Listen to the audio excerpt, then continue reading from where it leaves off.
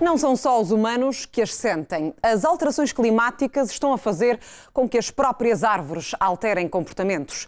Lisboa já dispõe de um plano metropolitano para o fenómeno. A tradição diz que em novembro há um verão que espreita quando as folhas já caíram e o outono se faz sentir.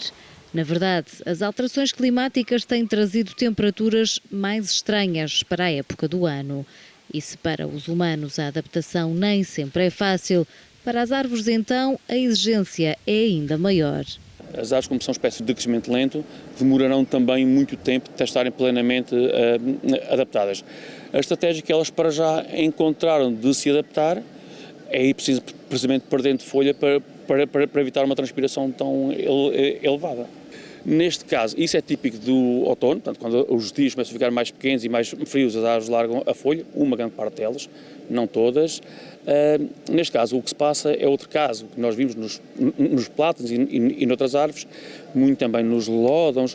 O que se passa é, quando temos estes picos de calor, as árvores transpiram, perdem a umidade que está dentro delas, perde-se a umidade pelas folhas. Para não perderem a umidade que lhes é necessária, porque senão a madeira corre o risco de fissurar, de estalar, elas deixam cair uma grande quantidade de folhas, reduzem assim a sua taxa de fotossíntese e, por perderem a quantidade de folhas que têm, evitam também perder tanta umidade por transpiração.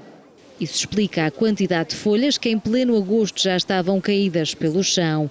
Tudo isto porque as alterações climáticas estão mais visíveis do que nunca. A projeção é essa que constatamos tende a acelerar e não a retardar. E, portanto, nesse quadro é absolutamente decisivo tomar medidas, quer do ponto de vista público, quer do ponto de vista privado, quer também, e muito importante e talvez o mais importante, ao nível dos cidadãos. Por exemplo, nas comunidades escolares, por exemplo, nas associações locais, por exemplo, ao nível das juntas de freguesia, ao nível daquilo que é a atuação de todos nós. E o plano pretende ser uma resposta, em termos estratégicos ou operacionais, a essa necessidade. Daí nasceu o Plano Metropolitano de Adaptação às Alterações Climáticas. É uma ajuda na prevenção de um futuro que pode estar bem mais próximo. Portanto, o plano tem 9 setores que abrange e para os quais dá respostas objetivas que podemos seguir para, de facto, prosseguirmos esse objetivo de nos adaptar e tentar, de facto, viver nas condições que nos reserva o futuro.